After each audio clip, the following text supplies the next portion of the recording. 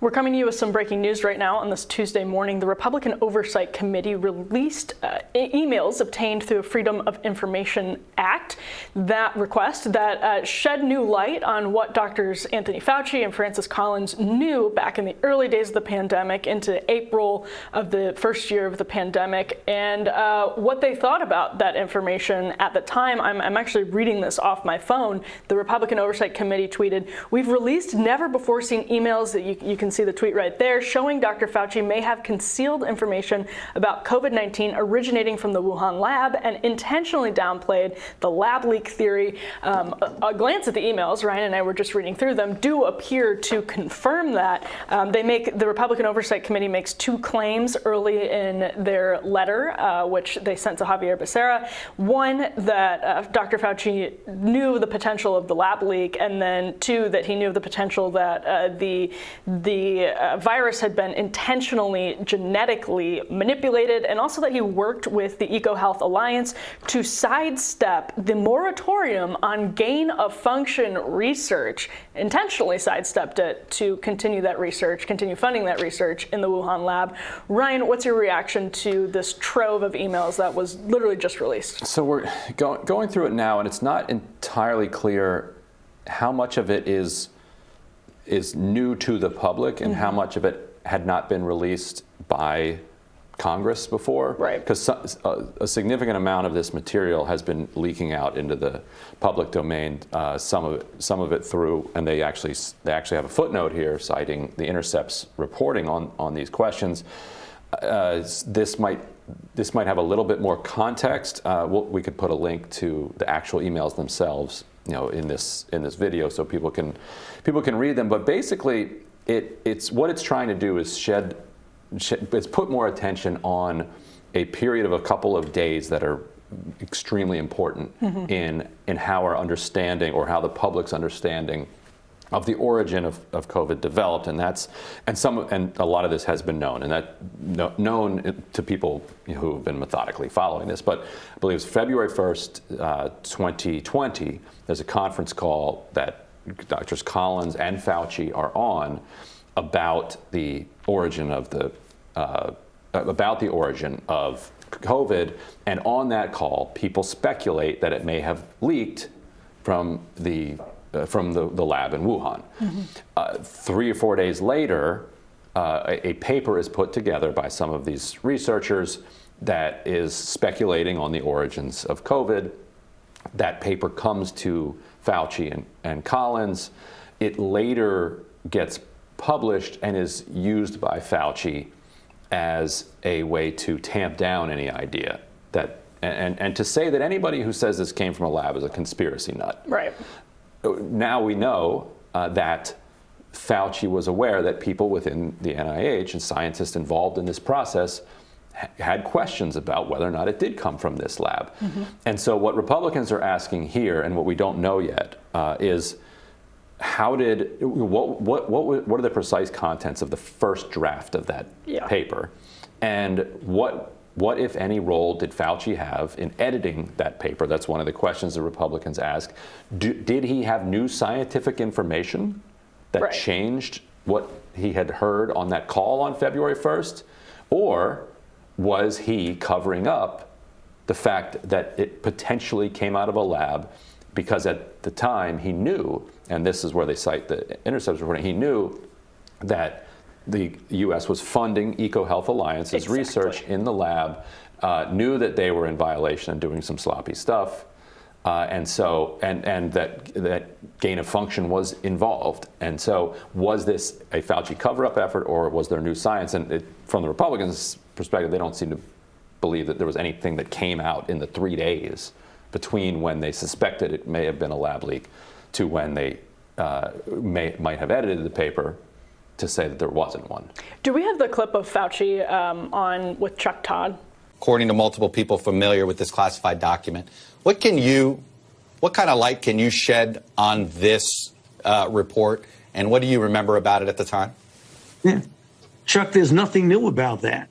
All of us have always realized, and I feel this way, I haven't changed. Most of the scientists that I know feel that way, that the most likely origin is a natural origin from an animal reservoir to human. However, we have not ruled out the possibility that there could have been a leak from the lab of them working on the virus. It could have been that someone was infected early on, they brought him into the lab, and it came out of the lab, but it was already out in the community. So I think the confusion is because most of the scientists felt that the most likely, and the reason is most likely historically, we've seen this over and over again. We've seen it with SARS-CoV-1, with MERS, with Ebola, with influenza, with pandemic flu, with bird flu, with HIV/AIDS. That's what you see all the time. That happens when you have the animal-human interface. But all of us have been open-minded enough to know that until you nail down exactly what it is, you always must leave open the possibility with an open mind that there could be a leak. Okay, so what you can see is that it's true. Dr. Fauci is saying, listen, we haven't completely ruled it out, but in the emails that were released, you see Dr. Collins calling this a dangerous conspiracy theory that threatens, and this is crucial, I think, quote, international harmony. So you can see how the concerns of these bureaucrats were not just about the truth, but they're about the effect on our relationship with China. And Dr. Fauci says it's a shiny object that will go away with time. That's in the emails. And so you can see how the sort of conflict about where to actually follow the evidence and how to talk about the evidence is appearing, because Fauci is in that conversation with Chuck Todd saying, listen, we haven't ruled it out, but privately they're talking about it as a dangerous conspiracy theory and a shiny object. And that seems to be a really important distinction. In addition to the rest of this, the Intercept reporting that is cited here is so crucial, because that's outright corruption, saying you're not doing something, working to soften the rules, and so that you can basically lie and obfuscate about the fact that you are doing it. You're doing it. Right. It's awful. And we'll keep exploring these documents, and we can we'll explore them more tomorrow. But as of now, what this is an effort to elevate this question. And one of the questions that Republicans ask in this letter is, could the knowledge of the origin have had any effect on vaccine development or treatment or anything else? And research. In the scientific process, you want to know everything. Like you want everything out there so that you can throw everything at it. And if it is the case that he covered this up, which all of the evidence does point in that direction, then those are extremely serious questions, and Republicans are asking him to come in and testify under oath to that. So if he doesn't, if he refuses, Republicans are likely to have some subpoena power come 2023.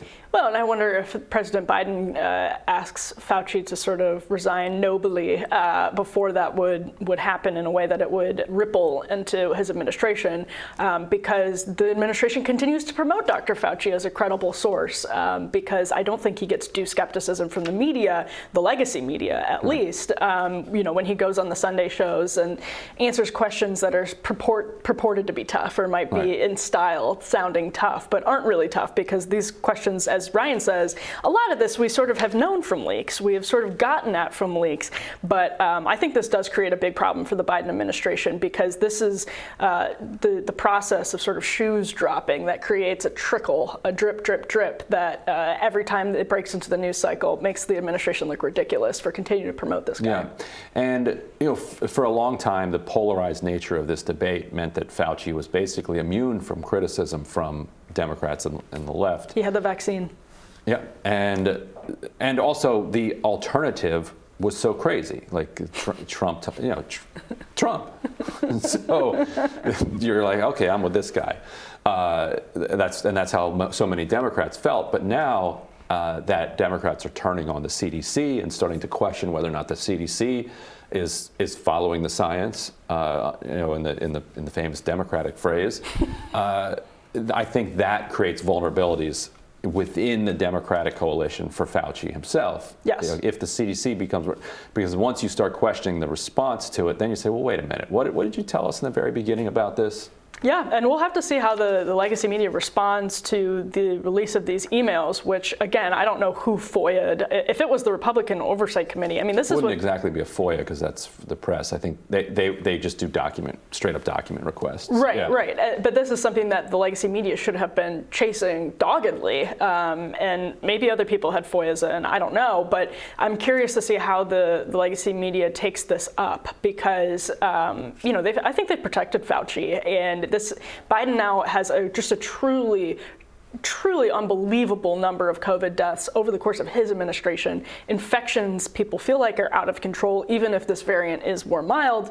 And it's a really bad time for the public face of the Biden response to COVID and the public face of our political establishments and our bureaucracy's response to COVID to face questions in his own words. I mean, right. Emails in his own words. And I think we all just want to know the truth, because if we can learn the truth, that can help us avoid this type of thing in the future. Mm-hmm. Absolutely, and that's the point, is that we are vulnerable right now. There's nothing to say that we've earned a break from another pandemic, right? We didn't earn a break from a pandemic. This could happen any moment. What else is going on at these sketchy labs all over the world?